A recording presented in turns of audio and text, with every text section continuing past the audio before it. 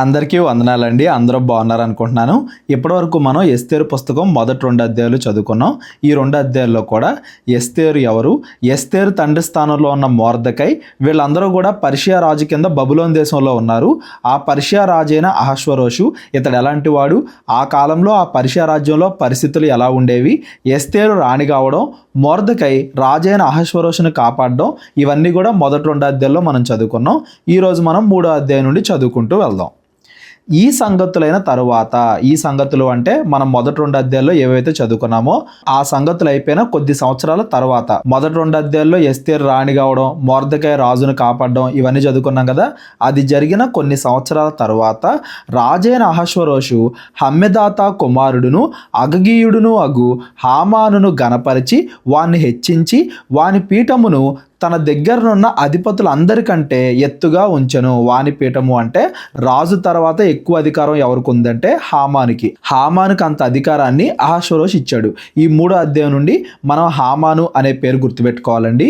ఎస్తేరు, Mordecai, రాజు, వీళ్ళ ముగ్గురు గురించి మనకు మొదటి 2 అధ్యాయంలో తెలుసు. ఈ 3వ అధ్యాయం నుండి హామాను అనే వ్యక్తి గురించి చదువుకుంటాం. ఈ వ్యక్తి వల్ల టోటల్ మొత్తం యూదులకే ప్రమాదం రాబోతుంది.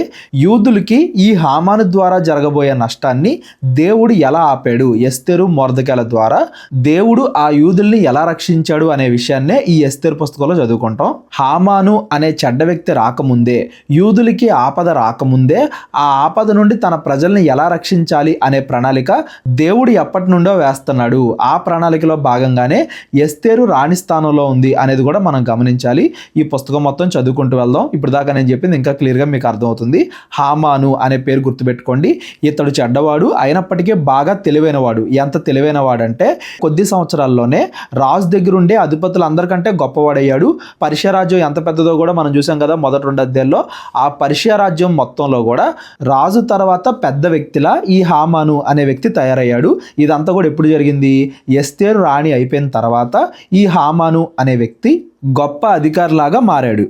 కాబట్టి రాజు గుమ్మముననున్న రాజు సేవకులందరూ రాజాజ్ఞానుసారముగా మోకాళ్ళూని హామానునకు నమస్కరించిరి. రాజు తర్వాత పెద్ద అధికారి కాబట్టి అక్కడుండే మిగతా వాళ్ళందరూ కూడా హామానుకు నమస్కరిస్తున్నారు. ఆ కాలంలో ఈ పద్ధతులన్నీ కూడా అలాగే ఉండేవి. ఎవరైతే రాజుగా కానీ రాజు తర్వాత రాజుగా కానీ ఉంటారో వాళ్ళకి నమస్కరించడం, వాళ్ళు ఏది చెప్తే అది చేయడం, తప్పైనా రైట్ అయినా కానీ వాళ్ళు ఏది చెప్తే అది వినడం, దేవుని స్థానానికి దగ్గరగా వాళ్ళని పెడతాం అనేది ఆ కాలంలో ఎక్కువ జరిగేది. బైబిల్లో కూడా ఇలాంటి సందర్భాలు మనం చాలా చూస్తాం. మిగతా వాళ్ళందరూ కూడా ఆ హామానికి నమస్కరిస్తున్నారు. మొర్దెకై వంగకయు నమస్కారము చేయకయు ఉండగా రాజుగుమ్మమునున్న రాజు సేవకులు, నీవు రాజాజ్ఞను ఎందుకు మీరుచున్నావు అని మొర్దెకైని అడిగాను. రాజు అందరికంటే అధికారిగా హామాన్ని నియమించాడు కదా, మరి నువ్వెందుకు హామానికి నమస్కరించట్లేదు అని అడుగుతున్నారు. కేవలం మొర్దెకై మాత్రమే నమస్కారం చేయకుండా ఉన్నాడు. మిగిలిన వాళ్ళందరూ కూడా నమస్కారం చేస్తున్నారు. అంటే మిగిలిన వాళ్ళందరూ కూడా అతని ముందు మోకరిల్లుతున్నారు. కేవలం మొర్దెకై ఒక్కడే దానికి నిరాకరించాడు. ఎందుకు? చదువుకుంటూ వెళ్దాం. ఈ ప్రకారము వారు ప్రతిదినము అతనితో చెప్పుచూ వచ్చినను అతడు వారి మాట చెవిని బెట్టకపోయెను. గనుక వారు మొర్దెకై యొక్క మాటలు స్థిరపడునో లేదో చూతము అని దానిని హామానునకు తెలిపిరి. వాళ్ళు ప్రతిరోజు అడుగుతూ ఉన్నారు మొర్దెకైని, నువ్వు అతనికి నమస్కారం చేయి, మోకరిల్లు అన్నట్టుగా. కానీ మొర్దెకై మాత్రం ఎప్పుడు అలా చేయలేదు. ఎంతకాలం ఇలా ఉంటాడో చూద్దాం, హామానికే డైరెక్ట్గా చెప్దాం, అప్పుడన్నా భయపడతాడేమో, తన ప్రాణాలు పోతాయేమో అని భయపడి అప్పుడు నమస్కారం చేస్తాడేమో, ఎంతకాలం మాట మీద నిలబడతాడో చూద్దాం అన్నట్టుగా హామానుకు ఆ విషయం చెప్పారు. ఏలయనగా అతడు, నేను యూదుడను గనుక ఆ పని చేయజాలను అని వారితో చెప్పి ఉండెను. ఇదండి కారణం. హామాను ఎందుకని నమస్కారం చేయట్లా?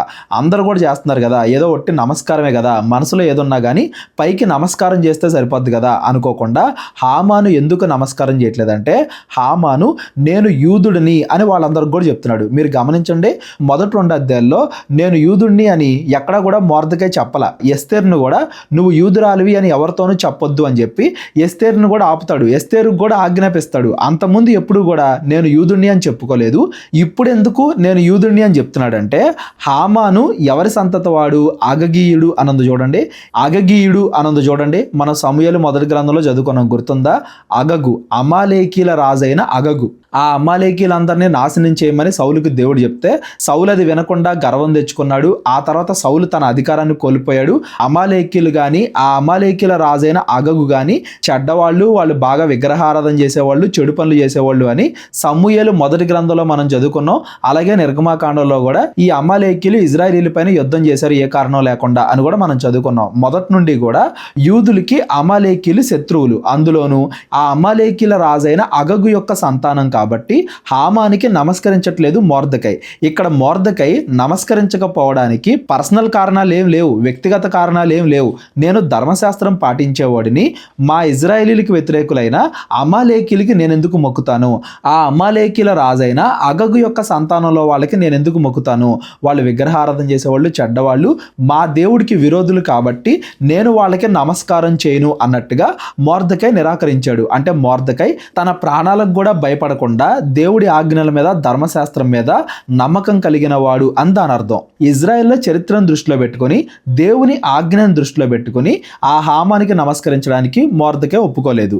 మొర్దెకై వంగకయు నమస్కరించకయు ఉండుట హామాను చూచినప్పుడు బహుగా కోపగించి, అదేంటి అందరూ కూడా నమస్కరిస్తున్నారు కదా, ఇతరొక్కడే నమస్కరించడా అని చెప్పి బాగా కోపపడి మొర్దెకై ప్రాణం మాత్రము తీయుట స్వల్ప కార్యమని ఎంచి మొర్దెకై యొక్క జనులు ఎవరైనది అని తెలుసుకొని అహష్వేరోషు యొక్క రాజ్యమందంతటను ఉండు మొర్దెకై స్వజనులగు యూదులందరినీ సంహరించుటకు ఆలోచించెను. ఈ మొర్దెకై ఎలా ఉన్నాడంటే మిగతా యూదులు కూడా అలాగే ఉంటారు కదా, వాళ్ళు కూడా తమ దేవుణ్ణి అనుసరించే వాళ్ళు కదా, ఆ లెక్కన వాళ్ళు కూడా నాకు ఎప్పటికీ నమస్కరించరు కదా అన్నట్టుగా గర్వంతో కేవలం మొర్దెకైని మాత్రమే చంపడం కాదు, ఈ యూదులందరినీ కూడా చంపాలి, పర్షియా రాజ్యంలో ఎక్కడెక్కడ యూదులు ఉన్నారో వాళ్ళందరినీ కూడా చంపాలి అన్నట్టుగా ప్రణాళిక వేస్తున్నాడు. కేవలం మొర్దెకైని మాత్రమే చంపాలంటే అది చాలా చిన్న విషయం హామానికి. కాకపోతే గర్వానికి పోయి యూదుడనే కారణంతో నాకు నమస్కరించవా, మీ యూదులందరినీ కూడా నాశనం చేస్తా అన్నట్టుగా గర్వంతో యూదుల మీద పగబెంచుకుంటున్నాడు. ఆ యూదులందరినీ కూడా నాశనం చేయడానికి ఆలోచన చేస్తున్నాడు. రాజైన అహష్వేరోషు యొక్క ఏలుబడి యందు 12వ సంవత్సరమున నీసాను మాసమున అనగా ప్రథమ మాసమున వారు హామాను ఎదుట పూరు అనగా చీటీని దినదినమునకు నెల నెలకును అదారు అను 12వ నెల వరకు వేయిచూ వచ్చిరి. ఈ పూరు అనే పేరు గుర్తుపెట్టుకోండి. దాని అర్థం ఏంటంటే చీటీలు వేస్తున్నారు. దేనికి చీటీలు వేస్తున్నారు? ఎప్పుడు యూదులందరినీ కూడా అంతం చేయాలి అనే దానికి చీటీలు వేస్తున్నారు. ఆ కాలంలో అమాలేకీలు బాగా విగ్రహారాధన చేసేవాళ్ళు, వాళ్ళ విగ్రహాలకి మనుషుల్ని బలులుగా ఇచ్చేవాళ్ళు, కర్ణపిశాచి తంత్రాలు అంటారు కదా, అలాంటివి కూడా వాళ్ళు ఎక్కువగా చేసేవాళ్ళు. అందులోనే ఒక భాగంగా ఎప్పుడు యూదులందరినీ కూడా చంపేయాలి అన్నట్టుగా చీటీలు వేస్తున్నారు. అది ఎప్పటి వరకు సాగింది? 12వ నెల వరకు, అంటే ఆ సంవత్సరం చివరి వరకు అది సాగింది.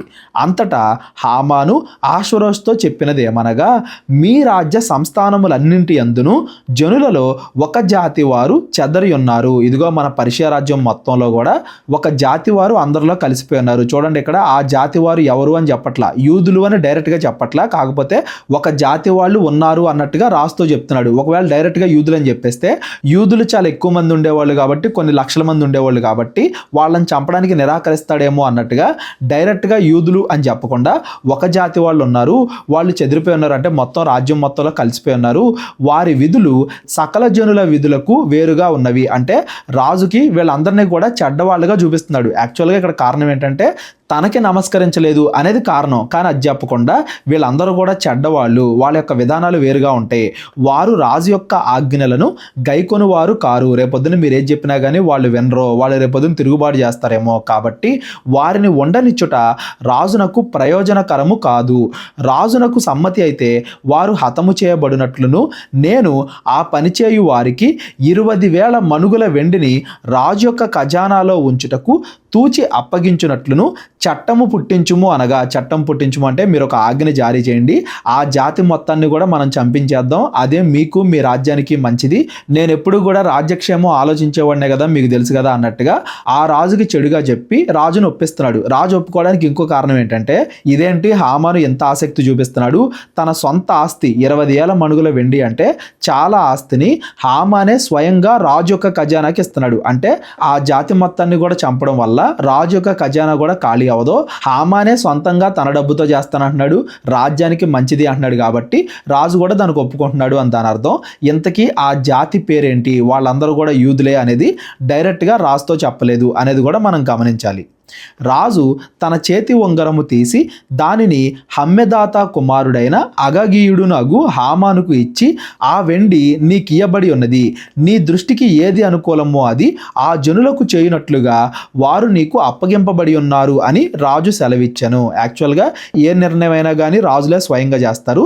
రాజు చేతి ఉంగరంతో వాళ్లే దానికి ముద్రేస్తారు. అంటే రాజు చేతి ఉంగరం మీద ఒక ముద్ర ఉంటుంది. ఏ ఆజ్ఞ చేయబడినా కానీ ఆ ఉంగరంతో ముద్రేస్తే అప్పుడు దానికి అధికారం వచ్చింది అన్నట్లు లెక్క.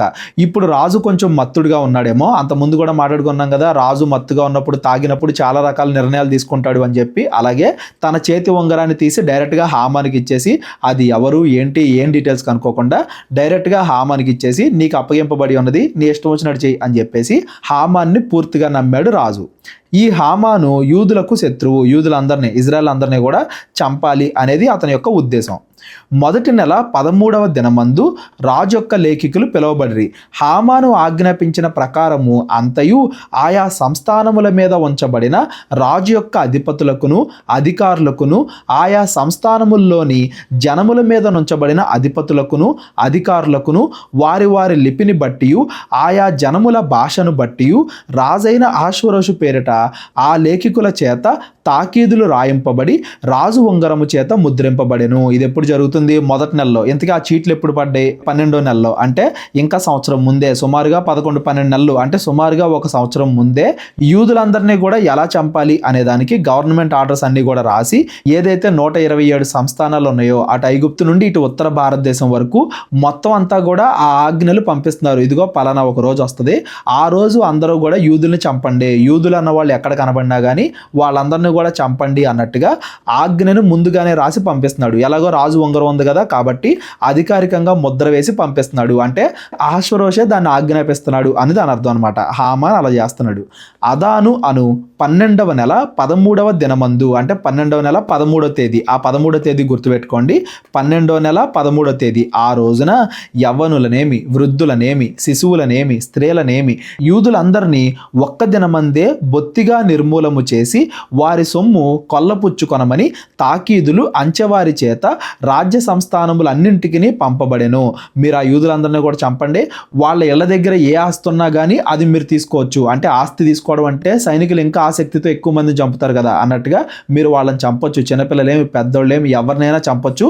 చిన్న చిన్న పిల్లలను కూడా వదిలిపెట్టకండి, వాళ్ళందరినీ కూడా చంపి వాళ్ళ ఆస్తి మీరు తీసుకోండి అన్నట్టుగా యూదులందరినీ కూడా నాశనం చేయడానికి పలానా 12వ నెల 13వ తారీఖు అని చెప్పి మొత్తం అందరికీ కూడా ఆజ్ఞలు జారీ చేశారు. హామాను చూడండి, తనొక్కడి గర్వం వల్ల, నాకు ఒక వ్యక్తి మొక్కలేదు అనే గర్వం వల్ల మొత్తం యోధా ప్రజలనే నాశనం చేయాలి అని ఆ హామాన్ అనుకుంటున్నాడు. పైన కూడా మనం చదువుకున్నాం కదా, రాజు యొక్క మాట రాణి వినలేదు అని ఆ దేశం మొత్తం కూడా ఏ ఆడవాళ్ళైనా ఏ భార్యలైనా కానీ భర్తల మాట వినాలి అన్నట్టుగా ఆజ్ఞ జారీ చేశారు కదా. ఆ కాలంలో పరిస్థితులు అలా ఉండేవి. అధికారంలో ఉన్న వాళ్ళు ఏ నిర్ణయమైనా తీసుకోవచ్చు అన్నట్టుగా ఆ కాలంలో అలా ఉండేది అనేది కూడా ఈ సందర్భాలను బట్టి మనం అర్థం చేసుకోవాలి. మరియు ఒకానొక దినమునకు వారు సిద్ధపడవలెను. ఆ ఆజ్ఞకు ఒక ప్రతి ప్రబలింపబడినదై ప్రతి సంస్థానములో ఉన్న సమస్త జనులకు ఇయ్యబడుటకు పంపెను. ఆ 12 సంస్థానాల్లో ఎవరెవరైతే సైనికులు వాళ్ళందరూ ఉంటారో వాళ్ళందరికీ కూడా ఆ ఆజ్ఞ జారీ చేశారు. అంచెవారు రాజాజ్ఞ చేత త్వరపెట్టబడి బయలు వెళ్ళిరి. ఆ ఆజ్ఞ శూషను కోటలో ఇయ్యబడెను. దాన్ని విని శూషను పట్టణము కలతపడెను. అంతటా రాజును హామాను విందుకు కూర్చుండిరి. చూడండి, పట్టణం మొత్తం ఏమో కలతపడుతుంది. అయ్యో మా యూదులందరినీ కూడా చంపేస్తున్నారని పట్టణ ప్రజలందరూ కూడా ప్రాణభయంతో బతుకుతున్నారు. రాజు హామాను మాత్రం మంచిగా విందులో కూర్చున్నారు. అంటే తింటూ తాగుతూ వాళ్ళు సుఖిస్తున్నారు. పట్టణ ప్రజలందరూ, ముఖ్యంగా యోధా వాళ్ళందరూ కూడా భయపడిపోతూ ఉన్నారు, మమ్మల్ని అందరినీ కూడా చంపేస్తారు అన్నట్టుగా ప్రాణభయంతో వాళ్ళందరూ ఉన్నారు అని దాని అర్థం. ఎస్తేరు పుస్తకం 4వ అధ్యాయం. జరిగినదంతయు తెలియగానే మొర్దెకై తన బట్టలు చింపుకొని గోనె పట్టలు వేసుకొని బూడిద పోసుకొని పట్టణము మధ్యకు బయలు వెళ్ళి మహాశోకముతో రోదనము చేసి రాజుగుమ్మము ఎదుటికి వచ్చాను. కేవలం మొర్దెకై మాత్రమే కాదండి, యూదులందరూ కూడా బాధపడుతున్నారు. మొర్దెకై ఇంకా ఎక్కువ బాధపడుతున్నాడు, ఎందుకంటే దీని గురించి బాగా తెలిసిన వ్యక్తి కాబట్టి. ఆ కాలంలో బట్టలు చించుకోవడం, గోనె పట్టలు కట్టుకోవడం, వీటి గురించి మొదటి నుండి కూడా మనం చదువుకుంటూనే వస్తున్నాం కదా. యూదులు పశ్చాత్తాపడుతున్నారు, బాగా బాధపడుతున్నారు అంటానికి గుర్తులు. అలాగే ఇక్కడ మొర్దెకై కూడా బాగా బాధపడుతున్నాడు, యూదులందరికీ కలిగిన ప్రమాదం గురించి బాగా బాధపడుతున్నాడు, ఏడుస్తున్నాడు అని దాని అర్థం. గోనె కట్టుకొనిన వాడు రాజు గుమ్మమున ప్రవేశింపకూడదు అన్న ఆజ్ఞ కలదు. ఇదొక ఆజ్ఞ కూడా ఉందంట. రాజు యొక్క ఆజ్ఞయు శాసనమును ఏ సంస్థానమునకు వచ్చెనో అక్కడున్న యూదులు ఉపవాసం ఉండి మహా దుఃఖములోను ఏడ్పులోను రోదనలోను మునిగిన వారు అయిరి. అనేకులు గోనెను బూడిదను వేసుకొని పడి ఉండిరి. కేవలం మొర్దెకై మాత్రమే కాదు, యూదులందరూ కూడా బాధపడ్డారు. చాలా మంది గోనె పట్టలు కట్టుకుని ఆ బూడిద వేసుకుని దేవుడికి ప్రార్థించారు, ప్రాధేయపడ్డారు, పశ్చాత్తాపడ్డారు, ఏడుస్తున్నారు అని దాని అర్థం. ఎస్తేరు యొక్క పనికత్తెలను ఆమె దగ్గరనున్న షండులను వచ్చి జరిగిన దాన్ని ఆమెకు తెలియజేయగా, జరిగిందంతా కూడా రాణి అయిన ఎస్తేరు దగ్గరకు వచ్చి చెప్పారు. రాణి గొప్ప మనోవిచారము కలదై మొర్దెకై కట్టుకొని ఉన్న గోనె పట్టను తీసివేయమని ఆజ్ఞ ఇచ్చి కట్టించుకొనుటకై అతని యొద్దకు వస్త్రములు పంపెను గాని అతడు వాటిని తీసుకొనలేదు. వస్త్రాలు ఎందుకు పంపిస్తుంది? ఆ గోనె పట్ట తీసేస్తేనే గాని ఎస్తేరు మొర్దెకైని కలవలేదు. ఆ గోనె పట్టతో ఉన్నప్పుడు సైనికులు రాణి దగ్గరికి కానీ ఆ కోటలోకి కానీ మొర్దెకైని రానివ్వరు. నువ్వు గోనె పట్ట తీసే బట్టలు వేసుకో అన్నట్టుగా ఎస్తేరు ఆ బట్టలు పంపించింది. ఎస్తేరు కూడా బాధపడింది. కాకపోతే అప్పుడు మొర్దెకై ఏమంటున్నాడు? అప్పుడు ఎస్తేరు తన్ను కనిపెట్టి ఉండుటకు రాజు నియమించిన షండుల్లో హతాకు అని ఒకరిని పిలిచి, తన దగ్గర ఉన్న సేవకుడైన హతాకు అనే ఒక వ్యక్తిని పిలిచి, అది ఏమైనది ఎందుకైనది తెలుసుకొనుటకు మొర్దెకై యొద్దకు వెళ్ళమని ఆజ్ఞ ఇచ్చాను. మొర్దెకై ఎలాగో కలవట్లేదు కదా, ఆ గోనె పట్ట తీయట్లేదు కదా, మొర్దెకై బాధపడతానే ఉన్నాడు కదా, సరే నా దగ్గరికి అతడు రావట్లేదు, నువ్వే వెళ్ళి కనుక్కో ఏం జరిగిందో అని చెప్పి హతాకు అనే సేవకుడిని మొర్దెకై యొద్దకు పంపింది. హతాకు రాజు గుమ్మము ఎదుటనున్న పట్టణపు వీధిలో ఉండు మొర్దెకై యొద్దకు పోగా, మొర్దెకై తనకు సంభవించినదంతయు యూదులను నాశనము చేయుటకు గాను హామాను వారిని బట్టి రాజు ఖజానాకు తూచి ఇచ్చేదను అని చెప్పిన సొమ్ము మొత్తము ఇంత అని అతనికి తెలిపి, ఇదిగో ఇంత సొమ్ము కూడా ఇస్తా అన్నాడు, ఇంత వెండి కూడా ఇస్తా అన్నాడు, ఇదంతా కూడా హామాను వల్లే జరుగుతుంది, యూదులందరినీ కూడా నాశనం చేయడానికి ఇది హామాను వేసిన ప్లాను అని చెప్పి మొత్తం అంతా కూడా ఎస్తేరు పంపించిన ఆ సేవకుడికి చెప్తున్నాడు.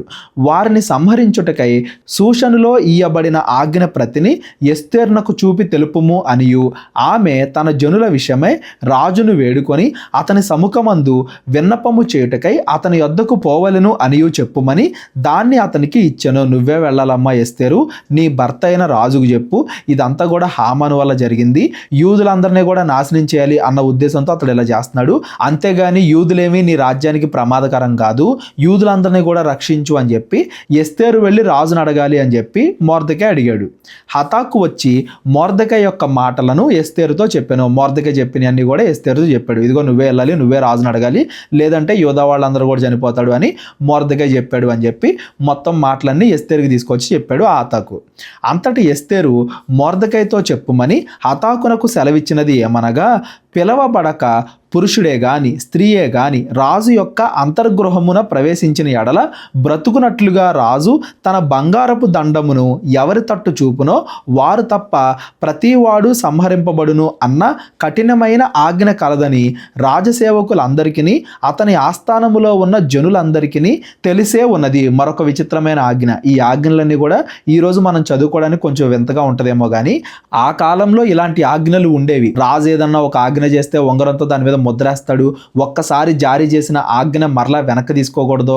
రాజు యొక్క సింహాసనంలోనికి ముందుగానే పర్మిషన్ లేకుండా ఏ స్త్రీ కానీ పురుషుడు కానీ ఈవెన్ రాణి అయినా కానీ రాజు దగ్గరికి రాణి కూడా వెళ్ళకూడదు. ఎవరు వెళ్ళినా కానీ సైనికులు వాళ్ళని చంపేయచ్చు, ఈవెన్ రాణినైనా చంపేయచ్చు.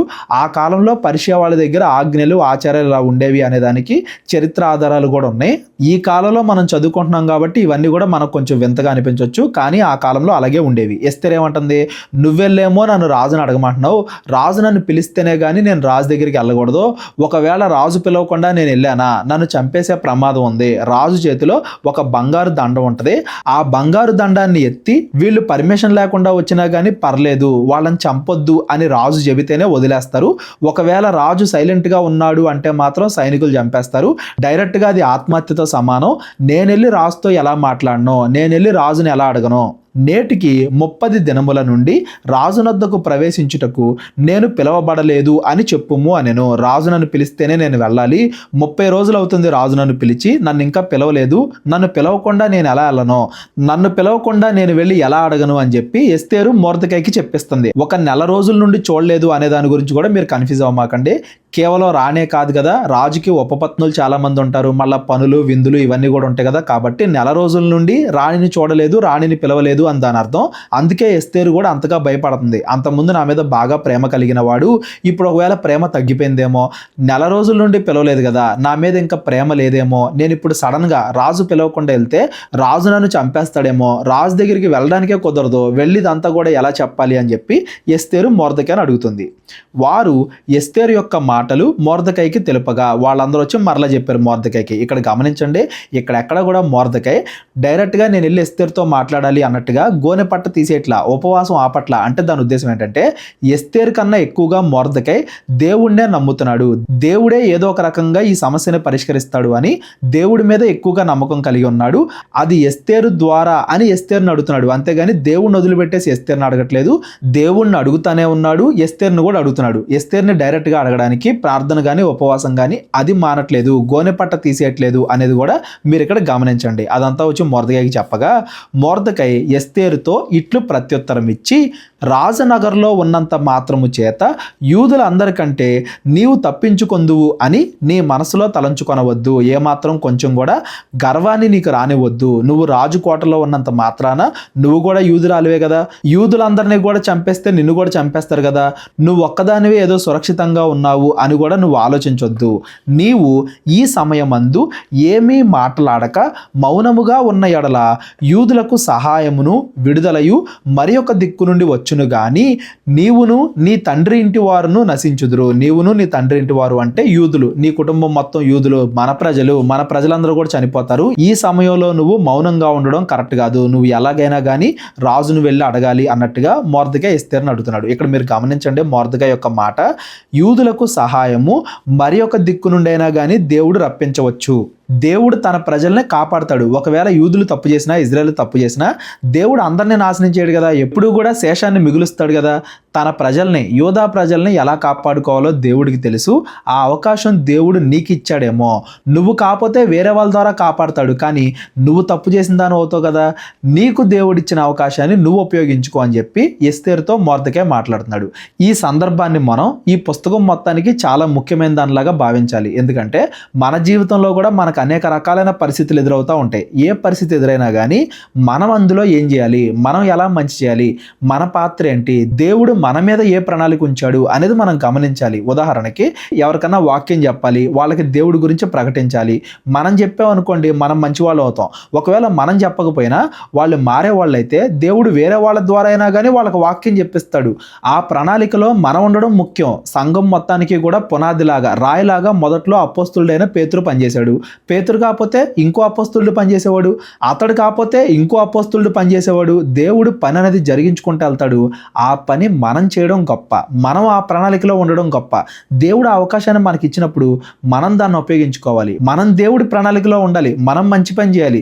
దేవుడి అవకాశాన్ని నీకు ఇచ్చాడు, నువ్వు ఈ సమయంలో మంచిగా నడుచుకో, యూదులందరినీ కూడా కాపాడే బాధ్యత నీ మీద ఉంది, నువ్వు నీకు ఇచ్చిన బాధ్యత నెరవేర్చు అని చెప్పి ఎస్తేరుని మొర్దెకై అడుగుతున్నాడు. దేవుడు ఏదో రకంగా కాపాడతాడు, అది నీకు కూడా అవకాశం ఉంది, నువ్వే కాపాడు. దేవుడు నీకు ఇచ్చిన అవకాశాన్ని, నీ మీద పెట్టుకున్న నమ్మకాన్ని నువ్వే నిలబెట్టుకో అన్నట్టుగా ఎస్తేరుకి మొర్దెకై చెప్తున్నాడు.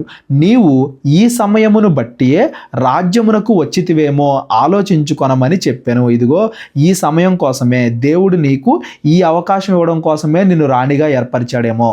ఏ సంబంధం లేని నీవు, బానిసగా ఉన్న నీవు చిన్నప్పుడే చనిపోవాల్సిన దానివి, దేవుడు నా ద్వారా నిన్ను రక్షించాడు, మనందరినీ కూడా ఒక కుటుంబంగా చేశాడు, ఆ తర్వాత నిన్ను తీసుకెళ్లి రాణిగా చేశాడు. నువ్వు రాణిగా ఈరోజు ఆ పదవిలో ఉన్నావంటే యూదులందరినీ కూడా కాపాడడం కోసమే దేవుడు నిన్ను అక్కడ పెట్టాడేమో. నీకు దేవుడు ఏ పని ఇచ్చాడో ఆ పని చేయి, దేవుడి ప్రణాళికలో నువ్వు చేయాల్సింది నువ్వు చేయి, మిగిలిన భారం దేవుడికి వదిలే అన్నట్టుగా మొర్దెకై ఎస్తేరుని గద్దించాడు. ఈరోజు కూడా మనం ఏ పరిస్థితుల్లో ఉన్నా, ఒకానొక సందర్భంలో మనం ఉన్నామంటే అక్కడ ఏదో దేవుడు పని చేయడానికి దేవుడు అవకాశం మనకి ఇచ్చాడేమో. ఏదో ఒక రకంగా దేవుడి పనిలో మనం పాలువారం అవడానికి ఆ అవకాశాన్ని దేవుడు మన ముందుకు తీసుకొచ్చి పెట్టాడేమో చాలాసార్లు అనుకుంటూ ఉంటాం. మనం ఒకసారి బాధల్లో ఉన్నా ఆ బాధల్లో దేవుడి గురించి వేరే వాళ్ళకి ప్రకటిస్తాం. వాళ్ళకి ప్రకటించడానికే దేవుడు ఆ బాధనే కష్టాన్ని మన దగ్గర తీసుకొచ్చాడేమో అని కూడా మనకు అనిపిస్తూ ఉంటుంది.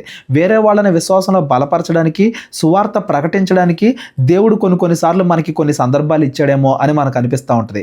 దేవుడు మనల్ని ఒక స్థానంలో పెట్టాడు అంటే ఆ స్థానంలో మన మీద దేవుడి యొక్క ప్రణాళిక ఏముంది, ఏ విధంగా మనం దేవుడి పని చేయాలి, మన మీద దేవుడు పెట్టుకున్న నమ్మకాన్ని మనం ఎలా నిలబెట్టుకోవాలి అనేది మనం ఆలోచించాలి.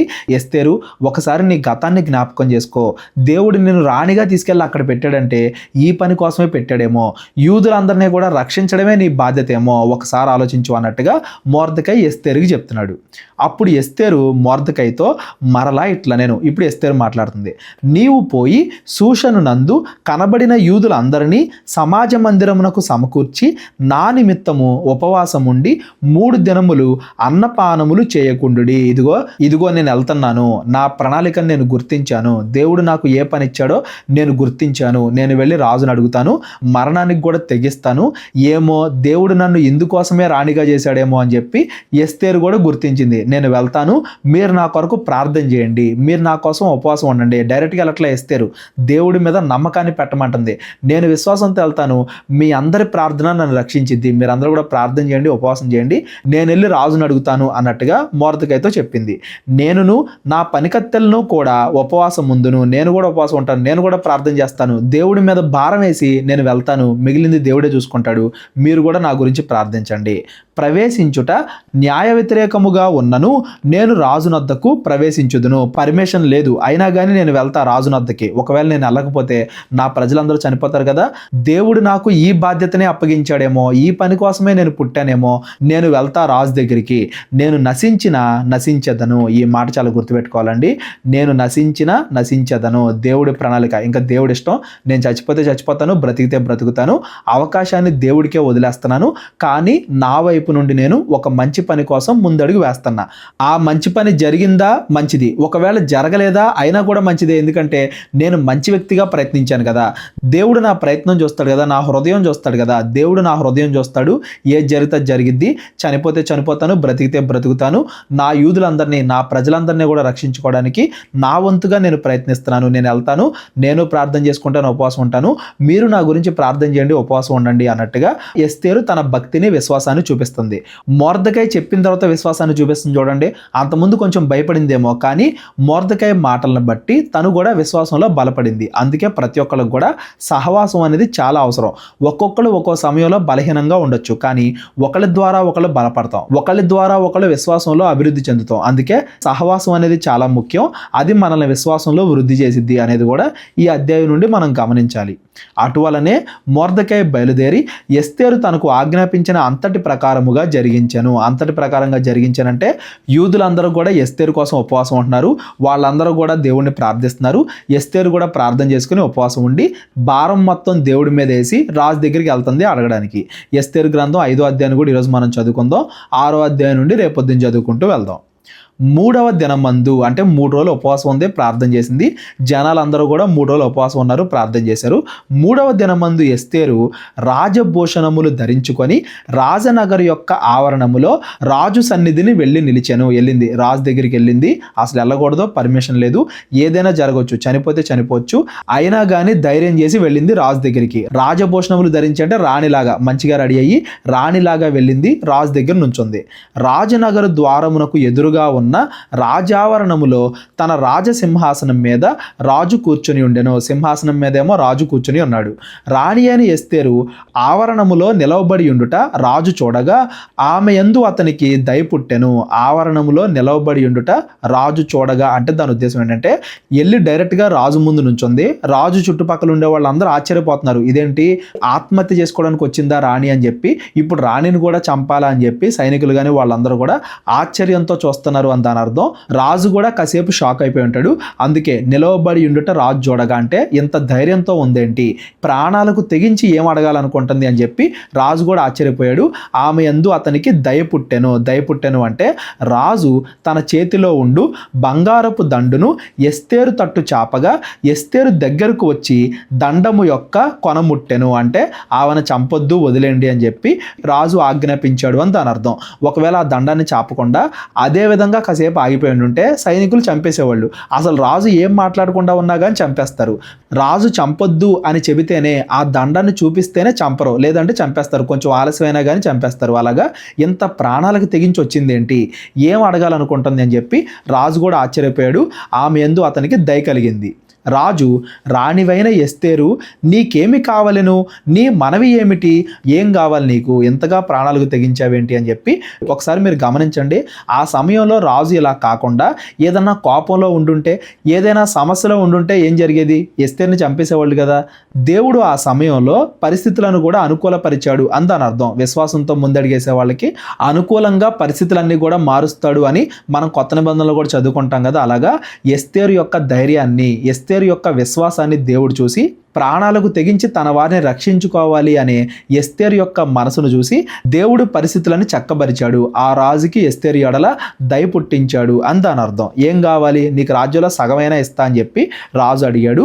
ఎస్తేరు రాజునకు హితముగా తోచిన ఎడల నేను రాజు కొరకు సిద్ధము చేయించిన విందునకు రాజువైన తామును హామానును నేడు రావలను అని కోరుచున్నాను అని ఉత్తరం ఇచ్చాను. ఇదిగో నేను ఒక విందు ఏర్పాటు చేస్తున్నాను, దానికి రాజైన మీరు హామాను మీ ఇద్దరు కూడా రావాలి ఆ విందుకి.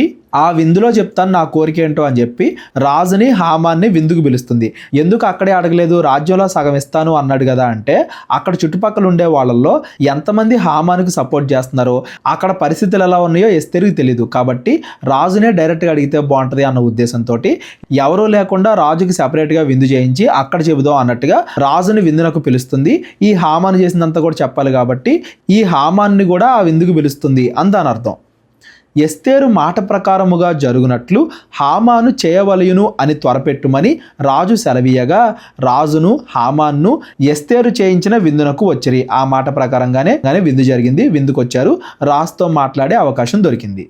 రాజు ద్రాక్షరసపు విందునకు కూర్చుండి ఎస్తేరును చూచి, నీ కోరిక ఏమిటి, అది నీకు అనుగ్రహింపబడును, నీ మనవి ఏమిటి, అది రాజ్యములో సగం మట్టుకైనను చేయబడును అని చెప్పగా, అది రాజ్యములో సగం మట్టుకైనను చేయబడును అని అది రాజ్యములో సగం మట్టుకైనను చేయబడును అని చెప్పగా, రాజ్యంలో సగం కావాలని ఇస్తాను, నీ కోరిక ఏంటో చెప్పు అని చెప్పేసి రాజు అడిగాడు.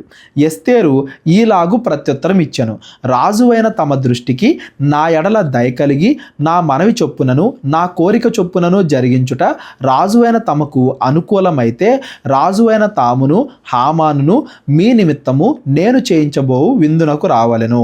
రాజువైన తాము చెప్పినట్లు రేపటి దినమున నేను చేయుదును. మరలా ఈరోజు కాదు, రేపొద్దున నేను చెప్తాను. రేపొద్దున కూడా నా విందుకు రండి. రేపొద్దున నేను నా కోరిక రేపొద్దున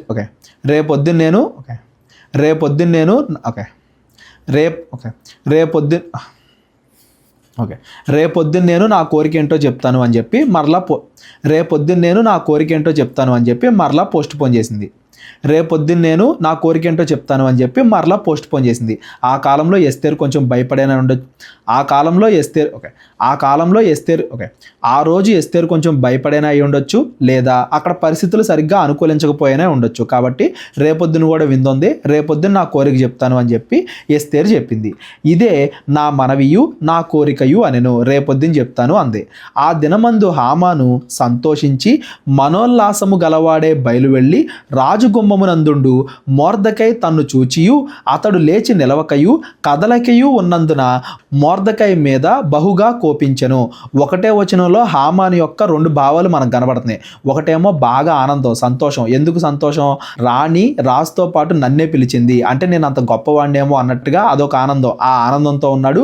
బయటికి రాగానే మొర్దెకైని చూసి ఈ మొర్దెకై మాత్రం నాకు మొక్కట్లేదే అని చెప్పి మరలా బాధ, మరలా కోపం. మీరు గమనించండి, ఎంత ఆస్తున్నా కానీ ఏది కోరుకున్నా అది జరుగుతున్నా కానీ ఒక్కసారిగా గర్వం అనేది మాత్రం మన మనసులోకి వచ్చేసిందంటే ఇంకా మనం ఏం చేసినా కానీ దానితో సంతృప్తి అందలేం మనం. మన కుటుంబం బాగుంది అన్నాక మన బంధువులందరూ మనల్ని గొప్పగా చూడాలి, మన బంధువులందరూ మనల్ని గొప్పగా చూసాక మన ఊరోళ్ళందరూ మనల్ని గొప్పగా చూడాలి, ఊరి తర్వాత ఆ రాష్ట్రం వాళ్ళందరూ గొప్ప. ఆ గర్వానికి ఇంకా అంతు పొంతు ఉండదు, అది పెరుగుతానే వెళ్ళిద్ది కానీ తగ్గదు. ఒక్కసారి గర్వం అనేది మనలోకి వచ్చింది అంటే ఎదుటి వాళ్ళ కోసమే మనం బతుకుతాం, మన కోసమో మన కుటుంబం కోసమో కాకుండా ఎదుటి వాళ్ళు నన్ను గొప్పగా చూడాలి, ఎదుటి వాళ్ళ దృష్టిలో గొప్పగా కనబడాలి, ఎవరికి కనబడకుండా మేము బాధలు అనుభవించినా పర్లేదు, అందరి ఎదుట మాత్రం మేము గొప్పగా కనబడాలి అనే ఆలోచనలతో ఉంటారు. కాబట్టి ఎప్పుడు కూడా గర్వాన్ని మన హృదయంలోనికి రానేయకూడదు. మనం మంచిగా ఉన్నామా, దేవుడి ఆజ్ఞల ప్రకారంగా బ్రతుకుతున్నామా, మనం మన కుటుంబం సంతోషంగా ఉన్నామా అంతే చూడాలి. కానీ ఎదుటోళ్ళు మన గురించి ఏమనుకుంటున్నారు, అందరూ మనల్ని గొప్పగా చూస్తున్నారా లేదా, ఇలాగా గర్వానికి మనం లోనయ్యాము అంటే ఎప్పటికీ మనం ఆనందంగా ఉండలేము. హామాను చూడండి, చాలా ఆస్తి వచ్చింది, రాజు తర్వాత రాజు అంతటి వాడయ్యాడు, రాణి కూడా అతన్ని రాజుతో పాటు పిలుస్తుంది. ఇన్ని ఆనందాలు ఉన్నా కానీ ఒకే ఒక్క మొర్దకై తనకు మొక్కలేదు అనే ఉద్దేశంతో ఈ ఆనందాలన్నీ అనుభవించలేకుండా కోపంతో ఉన్నాడు, బాధతో దిగులుతో ఉన్నాడు. గర్వం ఉంటే ఎప్పుడు దిగులే ఉంటుంది కానీ ఆనందం ఉండదు అనేది కూడా గుర్తుపెట్టుకోవాలి. అయితే హామాను కోపము అణుచుకొని తన ఇంటికి పోయి తన స్నేహితులను తన భార్య అయిన జెరషును పిలిపించి తనకు కలిగిన గొప్ప ఐశ్వర్యమును గూర్చియు చాలామంది పిల్లలు తనకు ఉండుటను గూర్చియు, చాలామంది పిల్లలు తనకు ఉండుట అంటే వారసులు, నా కుటుంబం ఎప్పుడు కూడా నిలిచిపోద్ది, వారసులు కూడా ఎక్కువ మంది ఉన్నారు అన్నట్టుగా దాని గురించి రాజు తన్ను గనపరిచి రాజు కింద నుండి అధిపతుల మీదను సేవకుల మీదను తన్ను ఏలాగూ పెద్ది చేసెనో దాన్ని గూర్చి వారితో మాట్లాడాను. గొప్పలు చెప్పుకుంటున్నాడు, జరిగిందంతా చెప్పి. మరియు అతడు రాణి అయిన ఎస్తేరు తాను చేయించిన విందునకు రాజును నన్ను తప్ప మరి ఎవరిని పిలిపింపలేదు, రేపటి దినమున కూడా రాజుతో కలిసి విందునకు రమ్మని నాకు సెలవైనది అని తెలియజేశాను. ఇదిగో ఎస్తేర్ రాణి కూడా గుర్తించింది, రాజు తర్వాత అంత గొప్పవాణ్ణి నేనే అన్నట్టుగా గుర్తించింది అన్నట్టుగా గొప్పలు చెప్పుకుంటున్నాడు. ఈ గొప్పలని చెప్పుకున్నా కానీ అయితే యూదుడైన మొర్దెకై రాజు గుమ్మమున కూర్చునిండుట నేను చూచినంత కాలము ఆ పదవి అంతటి వలన నాకు ప్రయోజనం ఏమీ లేదని అతడు చెప్పగా, ఇదిగో అక్కడ మొర్దెకైని చూశాను నేను, ఆ మొర్దెకై మాత్రం నాకు మొక్కట్లేదు, నమస్కారం చేయట్లేదు, ఆ మొర్దెకై బ్రతికినంత కాలం నేను ఈ ఆనందాలేమీ అనుభవించలేను. ఎంత ఆనందం ఉన్నా కానీ అదంతా కూడా వ్యర్థమే. ఆ మొర్దెకై చనిపోతేనే, ఆ యూదులందరూ చనిపోతేనే నేను ఆనందంగా ఉండగలను, అప్పటిదాకా నేను ఆనందంగా ఉండలేను అన్నట్టుగా మాట్లాడుతున్నాడు. ముందే చెప్పాను కదా, గర్వం ఒక్కసారిగా మన హృదయంలోకి వచ్చింది అంటే ఇంకా ఏది మనకు ఆనందాన్ని ఇవ్వలేదు, మన జీవితాన్ని మనమే నాశనం చేసుకుంటున్నాం అని దాని అర్థం.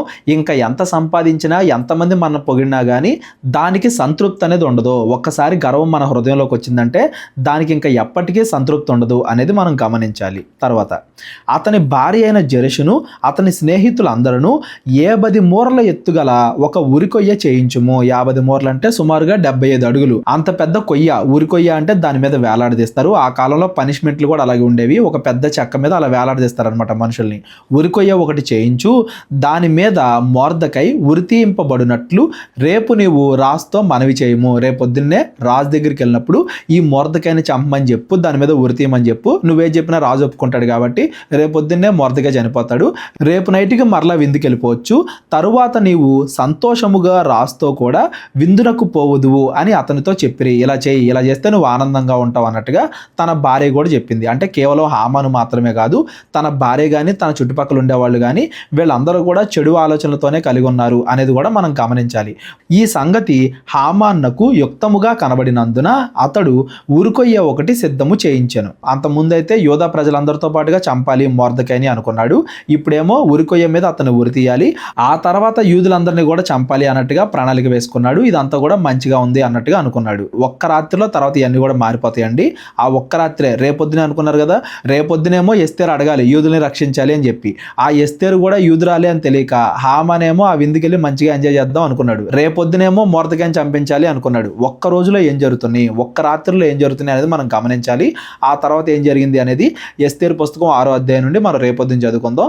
రేపొద్దున చాలా విషయాలు మారిపోతాయి. రాజు విషయంలో అవ్వచ్చు, మొర్దెకై విషయంలో అవ్వచ్చు, హామాను విషయంలో అవ్వచ్చు, ఎస్తేరు విషయంలో అవ్వచ్చు, రాజ్యం విషయంలో కూడా అవ్వచ్చు, చాలా విషయాలు రేపొద్దున మారిపోతాయి. అవన్నీ కూడా రేపొద్దున మనం చదువుకుందాం. ఈ రోజు చదువుకున్న దాంట్లో ముఖ్యంగా మనం గుర్తుపెట్టుకోవాల్సింది ఏంటంటే ఒకళ్ళ బట్టి ఒకళ్ళు బలపడాలి విశ్వాసంలో. మొర్దెకై అక్కడ ఎస్తేరు యొక్క విశ్వాసాన్ని విశ్వాసాన్ని బలపరిచాడు. ఎస్తేరు మీద దేవుడి ప్రణాళికను గుర్తు చేశాడు. ఇందుకోసమే నువ్వు వెళ్ళేవేమో ఒకసారి ఆలోచించుకున్నట్టుగా ఎస్తేరు యొక్క విశ్వాసాన్ని బలపరిచాడు. ఆ తర్వాతే కదా ఎస్తేరు ప్రాణాలకు తెగించి తన ప్రజల్ని రక్షించడానికి ప్రాణాలకు తెగించి డైరెక్ట్గా వెళ్ళి రాజుతో మాట్లాడింది. అక్కడ దేవుడు అన్ని కూడా చక్కబరచడం వల్ల రాజుతో మాట్లాడింది, విందు ఏర్పాటు చేసింది. ఇదిగో విందులో యూదులందరినీ కూడా రక్షించమని అడగబోతుంది. ఆ అడగబోయేది రేపొద్దున మనం చూద్దాం. ఈ రోజు చదువుకున్న దాంట్లో ఆ విషయాన్ని మనం గుర్తుపెట్టుకోవాలి. మనం ఏ పరిస్థితుల్లో ఉన్నా కానీ ఆ పరిస్థితుల్లో దేవుడు మనం ఏం చేయాలని కోరుకుంటున్నాడు, దేవుడి పనిలో మన పాత్ర ఎంత, ఆ ప్రణాళికను మనం గుర్తించగలుగుతున్నామా, ఈ పరిస్థితుల్లో దేవుడు మనల్ని ఎందుకు పెట్టాడు అని మనం గుర్తించగలుగుతున్నామా, ఆ బాధల్లో దేవుడిని గణపరచగలుగుతున్నామా, మన పక్కనుండే విశ్వాసుల్ని మనం బలపరచగలుగుతున్నామా అనే విషయాలు ఈ రోజు చదువుకున్న విషయాల నుండి మనం గమనించాలి.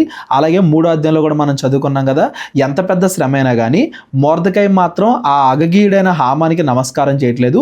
దేవుడి మీద విశ్వాసంతో ఉన్నాడు. ప్రాణాలకు తెగించి భయపడకుండా ఏదో జరిగిపోయిద్ది అని ఎక్కువగా ఆలోచించకుండా కేవలం దేవుడి మీద విశ్వాసంతో, దేవుడి మీద భక్తితో నేను యూదుడిని కాబట్టి దేవుడు చెప్పింది చేస్తాను అన్నట్టుగా మొర్దెకై అక్కడ ఎలా అయితే నిలబడ్డాడో ఈ రోజు మనం క్రైస్తవులుగా నేను క్రైస్తవుని కాబట్టి ఇలా బ్రతకాలి అలా బ్రతకాలి అని దేనికి భయపడకుండా బైబిల్లో చెప్పినట్లుగా, కొత్త నిబంధనలో యేసుక్రీస్తు వారు చెప్పినట్లుగా మనందరం కూడా బ్రతకాలి అనేది కూడా ఈ రోజు చదువుకున్న వాటి నుండి మనం నేర్చుకోవాలి. ఈ రోజు చదువుకున్న అధ్యాయాల్లో ఎవరికైనా ఏదైనా అర్థం కాకపోతే డిస్క్రిప్షన్లో నా నెంబర్ ఉంటుంది, కాల్ కానీ వాట్సాప్ కానీ చేయండి. మరలా రేపొద్దున కలుద్దాం. మా పరిచర్య గురించి ప్రార్థన చేయండి. ప్రేరేపణ కలిగిన వాళ్ళు మీ కానుకల ద్వారా మమ్మల్ని బలపరచండి. అందరికీ వందనాలు. దేవుడు మిమ్మల్ని అందరినీ కూడా దీవించి ఆశీర్వదించును గాక. అందరికీ వందనాలండి. కేవలం 30 వీడియోస్లో బైబిల్ నేర్చుకోండి అనే ఎంతో విలువైన ఈ కోర్స్ జస్ట్ ₹1 మీకు కావాలి అంటే మీ పేరు, మీ ఊరు ఈ నెంబర్కి వాట్సాప్ చేయండి. ఈ కోర్సులో ఏ విషయాలు ఉంటాయో ముందుగానే తెలుసుకోవడానికి ఈ వీడియో పాస్ చేసి టాపిక్స్ అన్నీ చదువుకోండి. క్రైస్తవులందరూ ఈ బైబిల్ కోర్స్ వినాలి అని మేము కోరుకుంటున్నాం. అందరినీ దేవుడు దీవించును గాక. ఆమెన్.